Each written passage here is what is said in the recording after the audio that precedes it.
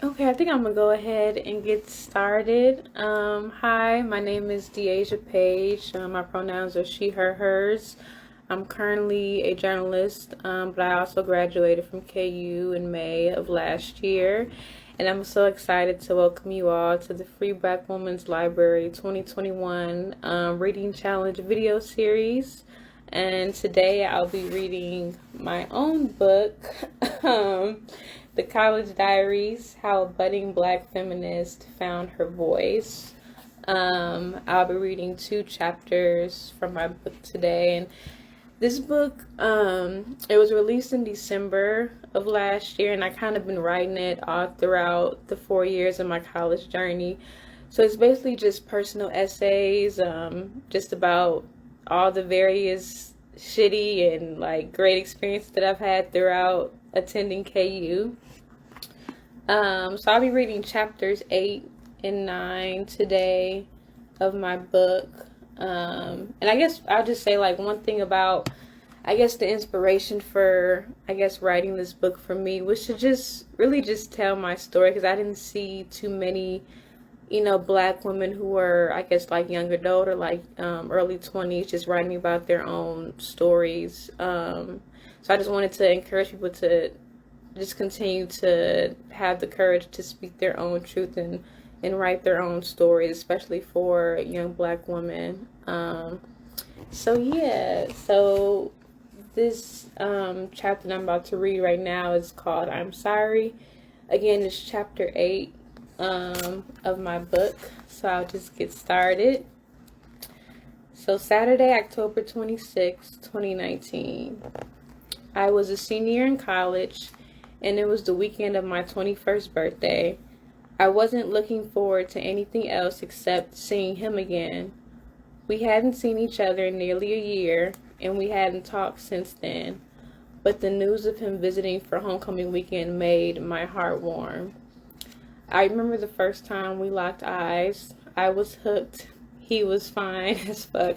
Sorry, it's so weird reading my own words. I've never read my book before outside of editing it, so just reading my words is so weird for me, so bear with me. We only spent one night together, but in that one night I met someone with whom I felt like I could be my authentic self. He shared his passion for fishing and working out, and I shared my passion for music and watching documentaries. I wanted to get to know him better, but I never told him how I felt. However, he attended the University of Missouri, and I attended the University of Kansas, so I knew whatever we shared was unfortunately limited to that one night. But the experience was indelible, which is why I was greatly excited to hear that I'd be seeing him again to hopefully shoot my shot. He looked the same, fine as hell, he acted the same, intriguing as hell, and I felt the same, instantly attracted. We vibed throughout the night as if no time had passed since the last time we saw each other. I was happy. We ended the night with sex. It was great. Sunday, October 27, 2019. He left early in the morning because his ride was in a rush to get back to Missouri. I didn't want him to leave. Still, I said nothing about how I felt. My track record of sharing my feelings with men was terrible, and usually resulted in disappointment because they didn't feel the same way. The last time I told a man how I felt about him, he said he didn't feel the same way and was only interested in sex. In another instance, a man responded to my feelings with, "Child, please be quiet." So I didn't want to tarnish that night by telling him how I felt. The only thing I did feel was appropriate to do was use our hug as a makeshift expression of all the feelings I had for him. I wasn't sure if I'd ever see him again, so I thought a hug would be the best way to bid him farewell. I didn't leave my bed that entire day. Something didn't feel right. I think it was because there was a possibility I'd never see him again. And that loss struck me as soon as he walked out the door. As much as my brain wanted to get over it, my body didn't. I found myself glued to the bed.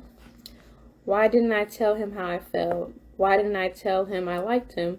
Why am I so afraid of sharing my feelings? Does he like me? Should I tell him? What if he doesn't feel the same way? Should I text him? Should I call? Could we work it out? Forget it. I'm probably tripping. He probably doesn't feel the same way anyway. Sunday, November 10th, 2019. I did it again. I went to the store to buy a pregnancy test. I didn't feel pregnant, but my mom and auntie always instilled this fear inside of me that pregnancy and STIs were the only result of having premarital sex.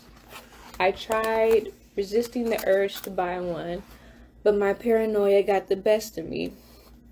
I was pretty sure I wasn't pregnant, but constantly buying these pregnancy tests after having sex seemed to not only calm my nerves, but it was also a way for me to prove to my aunt and mom I could have sex without getting pregnant or having an STI. So I bought two. I took them that evening. This time didn't seem different than other times I'd taken the test out of paranoia. I was just interested in the results. One was appearing negative, so I threw it away before the results fully appeared on the test because I thought, here I am, once again, being paranoid about being pregnant. I promised myself I'd never buy another pregnancy test unless I had valid concerns about being pregnant. An hour later, just to humor myself, I looked at the test in the trash can and the result was positive. I immediately took another test, which was the one that indicated pregnancy by yes or no, instead of having the results be determined by one or two lines. To ease my anxiety, I watched a while before seeing my results. I watched Kevin McDonald's critically acclaimed documentary Whitney on Hulu again, and I started thinking about how society fails Black girls who grew up in the church. My heart ached for Whitney Houston, who was never able to live her truth and turned to drugs to wrestle with her inner demons. Although I never used drugs to cope with my pain, I related to Houston's life and saw myself as a young Whitney who was molested as a child because it also happened to me. I saw myself in the young adult Whitney whose sexuality was suppressed by family members because it happened to me. I saw myself in adult Whitney who lived a life filled with unhappiness because of the pressure to meet others' expectations because I'd spent most of my life making my happiness contingent upon what other people thought of me. The Christianity that influenced me, that influenced Whitney, tells women that external forces, marriage, men, devotion to a male god, are the primary sources of our happiness. And women who didn't conform to those expectations are inferior and unholy. I cried for Whitney and I cried for me. After watching the documentary, I returned to the bathroom and looked at the test. It read yes. Shit. My heart started beating outside of my chest. I cannot be pregnant. I cannot be pregnant. I cannot be pregnant. I cannot be pregnant. I cannot be pregnant. Why is this happening to me? How did this happen? Is this why my breasts have been so tender lately? I can't have this baby. I have to graduate next spring. I don't have good health insurance. How am I supposed to take care of a baby? I have a career to plan. I have a life to live. I'm only 21. What could I even teach a baby? I can't have this baby. I can't have this baby. A baby would ruin everything. I cannot afford a baby. I cannot afford a baby. I cannot afford a baby. I cannot afford a baby. Wait, home pregnancy tests aren't always accurate, right? Surely taking two tests at home can't be more effective than taking an actual pregnancy test at the gynecologist's office, right? Or maybe there's a chance these tests are wrong. So I scheduled an appointment for a pregnancy test at Watkins Health Services, the University of Kansas Clinic, for the following morning. Monday, November 11th, 2019. I went to my appointment an hour before my 11 a.m. class. My heart couldn't stop racing. I'm inherently impatient, so the waiting process was killing me. I had trouble breathing. I couldn't stop my hands from shaking, and I turned the volume on my headphones to the maximum setting because I wanted the music to tune out everything I was thinking. I needed to know ASAP. I took a urine test. It came back negative, but not totally negative. That's good news, I guess. The nurse suggested I take a blood test. I took one, and they said they have the results in 2 hours. 2 hours? 2 hours is too long. I need to know right now. The nurse called me during class, and I listened to her voicemail after class was dismissed. Your results came back as positive. My head was pounding. I was really pregnant with his baby. I knew it was his because I hadn't had sex in a while.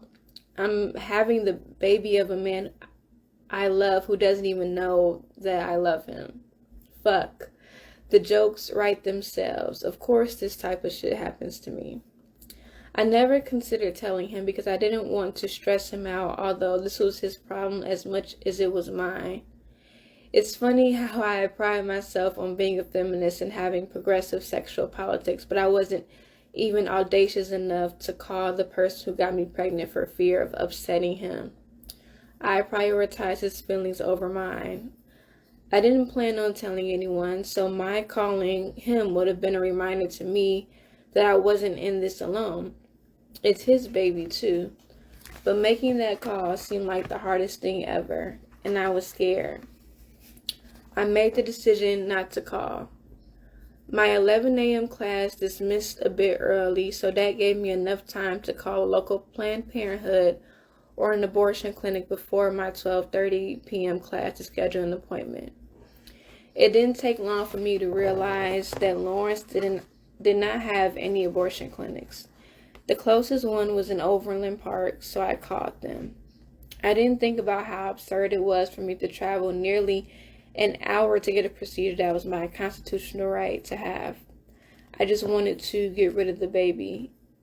The person on the phone informed me that they didn't accept Medicaid for abortion services, so I need to pay nearly $800 to get one. I gasped. I scheduled the appointment for Saturday morning anyway. I figured the quicker I could get it out of me, the better.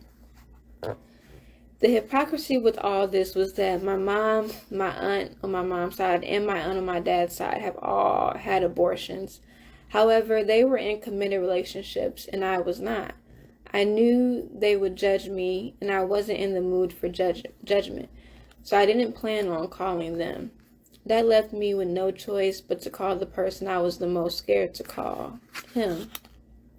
I figured if I explained to him the situation and how I wasn't going to bother him with this had I not really needed to, he'd understand and would be willing to pay me half. Granted, I didn't have more than $800 in my bank account, but it was a significantly large amount of money. I had other obligations to worry about, so him helping me, even with some sort of payment plan, would be beneficial. I told my friend, who's also the sorority sister of the man who got me pregnant. She knew it was his. I'm sorry, are you okay? This is a big deal, she said. And I said, it's fine, it's not a big deal to me. That was a lie, of course. I'm not okay. I have something I don't want inside of me, and I'm dealing with this alone, basically. I called him during the afternoon while I was at work. I figured this situation was too dense for just a text message. We played phone tag and scheduled a call for that night. I've never dreaded a phone call as much as I did with that one. He was surprisingly understanding and willing to pay half. I was stunned. I was ready for him to be defensive about it and not want to be involved. However, one part of the conversation did strike me in the wrong way. He said, to be honest, there was a 50-50 chance I wasn't going to call you back because I assumed you were calling because you were pregnant, and if that was the case, I didn't have time for that right now. But then I realized, what kind of man would I be if I didn't call you? You'd be a dumbass. That's what kind of man you be. While I appreciate your honesty and I'm grateful you did call, that's the last thing I needed to hear. Do you think I want this growing inside of me? Do you think I wanted to call you and ask you for help? Do you think I wanted this to happen? I wish I had the luxury of opting out of this as easily as you can, but I can't, unfortunately. So the last thing I want to hear right now is about how you almost didn't call me. I never said any of those things, just like I never told him that I liked him. I didn't know what was stopping me from telling him how I felt. I figured as long as he agreed to help me with the cost, that's all that mattered. I experienced very sharp pains in my body throughout the night that prevented me from comfortably sleeping. I was also very fatigued and didn't complete the work I was planning to finish that night. I absolutely hated how this was already impacting me. I remember crying and yelling in my room about how much I wanted this baby out of my body. Tuesday, November 12, 2019. I called Planned Parenthood back and rescheduled my appointment to Friday morning because I wanted this process to be over as soon as possible. However, it was ironically the first day I bonded with what was growing inside of me because it was more than just a test result. Something was really inside of me. I became a bit attached and started wondering what it would look like or how it would act. Although I wanted it to be out of my body soon, I also wanted it to stay because it was the first time in my life I didn't feel alone. I'm an only child and I didn't have any family members who were around the same age as me. My family was very small and I wasn't really close to them. In fact, I wasn't really close to anyone at that time. I basically had been alone my entire life. I didn't have friends in high school, and although I had a couple more friends now that I was in college, I still felt alone in that moment. While I was not exactly sure why that was the case, that had been my personal narrative for a very long time. So having life growing inside of me changed that narrative by making me feel like I was a part of something bigger than myself, and I was starting to enjoy it. I started referring to it as my baby, words I never thought I'd utter. I started scrolling on its father's Instagram page and wondered what it would look like and how it would act. Would it have its skin complexion? Would you have its height? Would it have mine? Would you be more quiet and reserved like me, or would you be more adventurous like your father? Would you develop a passion for fishing, or would you want to be a writer?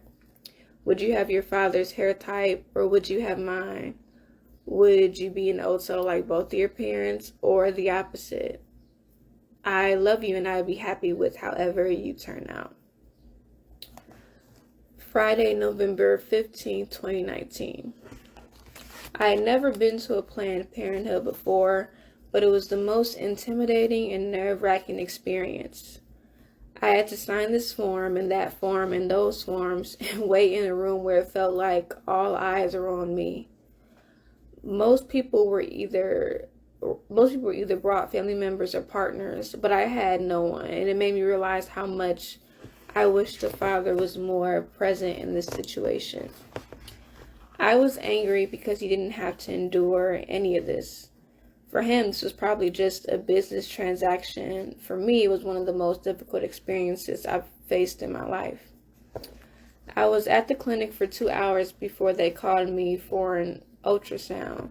It felt surreal. When they asked if I wanted to see the image, I realized this might be my last time experiencing this. So I decided to see it because I wanted to savor every moment. It was small, but it was mine. Saturday, November 16, 2019. I hated everything. The second abortion pill, which cleanses the uterus, kicked in and created the worst period I'd ever had.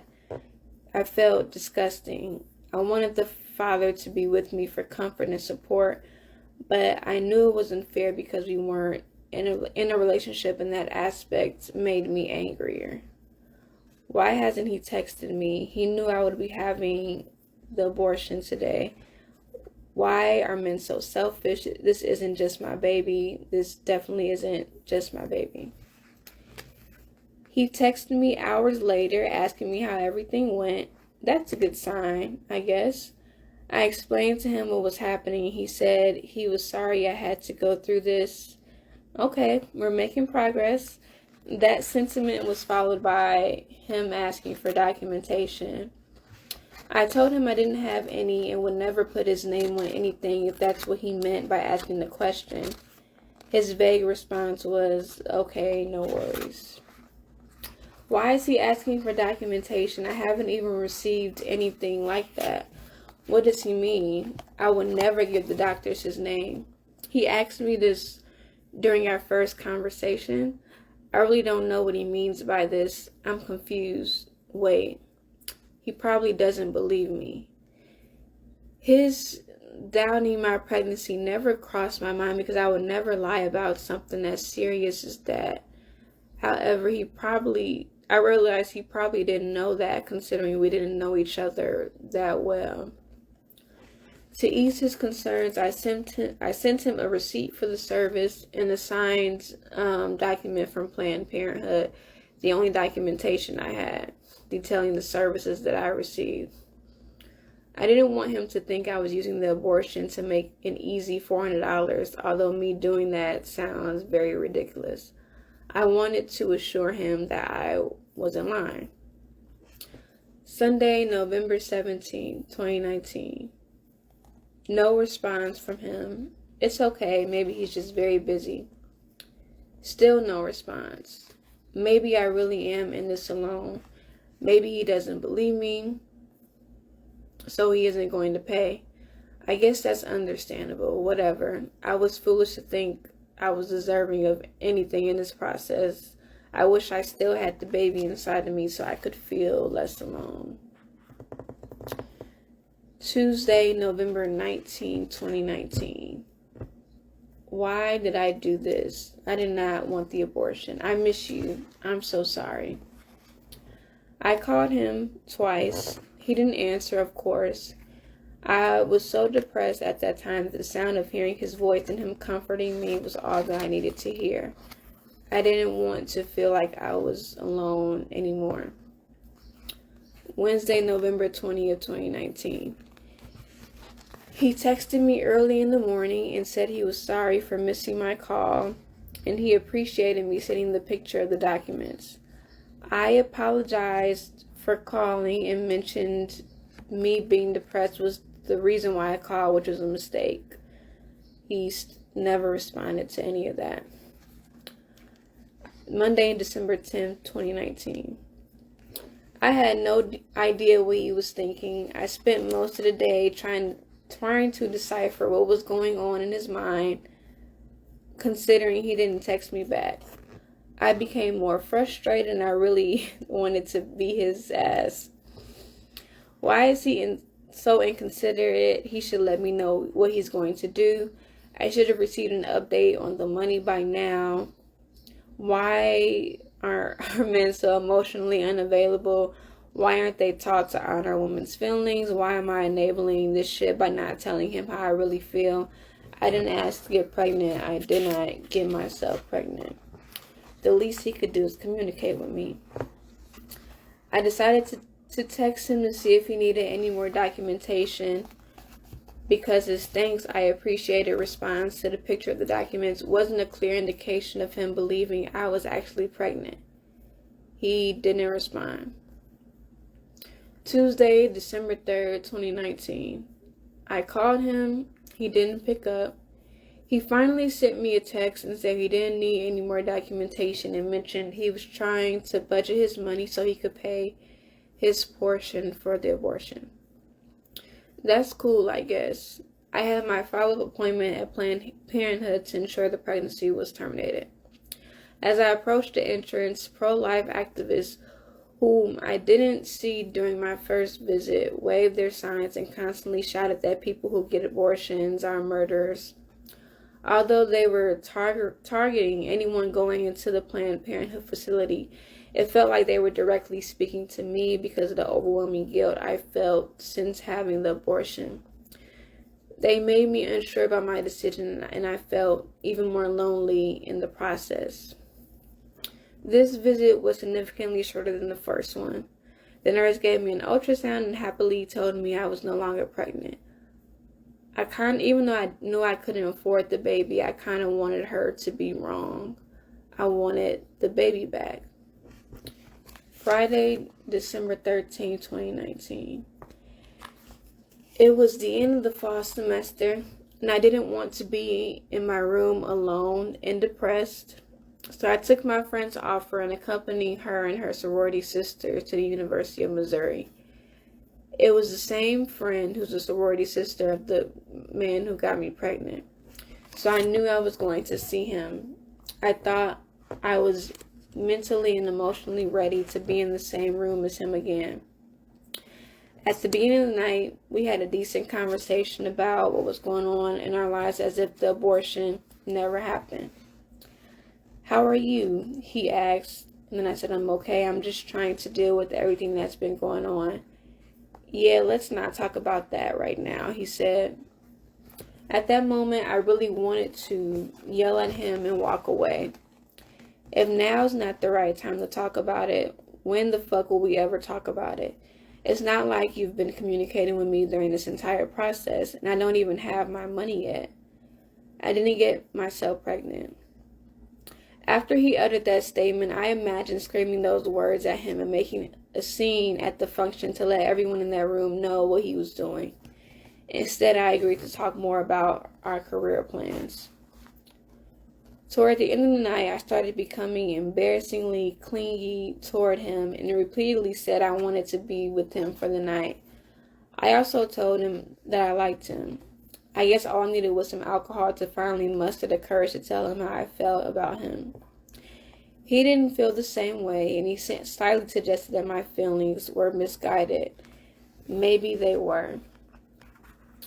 I became angry. My anger wasn't really stemmed from him not liking me. I think his rejection triggered all this built up anger I had already had for him. I was angry he didn't respond to my message asking if he could be present with me during the abortion and left me hanging for days. I was angry that he didn't respond when I told him I was depressed.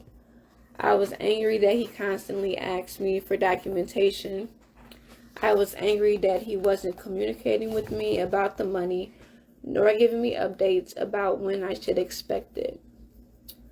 I was angry that he hinted at us not needing to talk about it during the interaction. I was angry that he was ostensibly trying to detach himself from the situation as if it never happened. I was angry that my baby was gone. More importantly, I was angry with myself for not speaking up about how I truly felt and just going along with however he was feeling. I don't remember much of that final conversation. I do remember pleading with him, following him, and telling him I had his baby inside of me, so why would he treat me that way? He felt uncomfortable and left. I cried for the rest of the night, and the seemingly never-ending period of self-deprecation loomed. What the fuck is wrong with you, girl? How could you be so stupid? Why did you even do this? This is so stupid. You're not worthy of love. I hate you. Monday, December 16th, 2019. The signs associated with this entire situation are the most perplexing aspects, and I couldn't stop thinking about them. For example, there always seemed to be something bizarre that happened to me when I was around him. After our first interaction a year ago, I missed my final exam, something I had never done in my entire life, which created the most anxiety-inducing winter break I'd ever had as I waited for my decision to be made about my grade. Consequently, my GPA slightly suffered. After our second interaction, I got pregnant, something that's obviously never happened to me before, although I'd had unprotected sex in the past. During the night of our last encounter, the restaurant we ate dinner was across the street from his job. And after my last conversation with him, a stranger walked up to me and asked me for his number. And when I woke up the next morning, his laptop was right in front of me. Weird, right? Maybe, maybe not. I don't know what any of those things meant. Maybe they were just coincidences, or maybe they had a deeper meaning. But none of that really mattered because he didn't feel the same way and he still treated me how he did. I apologized to him for saying what I said, and he said that it wasn't what I said, but it was that I kept crowding him that night. So I restructured my apology and mentioned it was a huge mistake seeing him again because I still have unresolved emotions about him. No response from him, of course. Here I was again, not knowing how he felt. I probably will never get the money back. Maybe his doubts resurfaced because of what I did. I didn't know. What I did know was that I wish this never happened to me, and I wish I never embarrassed myself like that in front of him. So I'm going to stop there because we're kind of pressed for time. But that was the end of chapter 8 of my book. I'm sorry. And obviously, if you listen to the whole thing, it's definitely very heavy. It's something I'm still trying to, heal from, of course. But I thought that I was mainly like one of the strongest chapters from my book, so I read it. So yeah, thanks so much for listening to me and tuning in. I'm gonna drop my email in the chat in case you want a signed copy of the book or just more information, or if you just want to talk in general about anything. So yeah, thanks so much for tuning in today. I really appreciate you all listening to me. But yeah, if you want more information about how you can get my book, just hit up the email in the chat. So I hope everybody has a great rest of their day, and thanks for bearing with me because I definitely have never used Instagram Live before. This is my first time. So yeah, I hope everybody has a good rest of their day and a great week, and take care. Bye.